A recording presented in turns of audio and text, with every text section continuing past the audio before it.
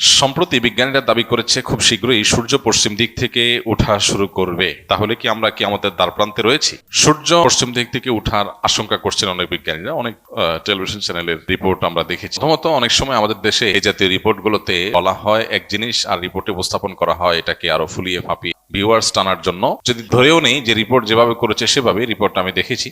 নবী করিম সাল্লাল্লাহু আলাইহি সাল্লাম কিয়ামতের আগে 10টি বিশেষ আলামত প্রকাশ পাওয়ার কথা বলেছেন। এই আলামতটি দেখা দিবে কিয়ামতের আগের সব ছোট বড় আলামত প্রকাশের পরে।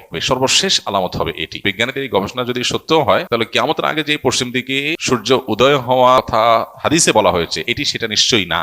অর্থাৎ এরপরেও পৃথিবী টিকবে, এটা কোনোদিনই হবে না যতক্ষণ পর্যন্ত হাদিসে ওই সমস্ত আলামতগুলো প্রকাশ না পাবে যেগুলোর পরে হাদিসে সতর্ক করা হয়েছে, উস্কানি করা হয়েছে। তো এই পশ্চিম দিকে যদি সূর্য উদিত হওয়ার ঘটনা কোনোভাবে আংশিক ভাবেও যদি এটি সত্য বাস্তবায়িত হয়ও, তারপরেও সেটি সেই পশ্চিম দিকে সূর্য উদিত হওয়া নয় যেটার মাধ্যমে সব ধ্বংস হয়ে যাবে।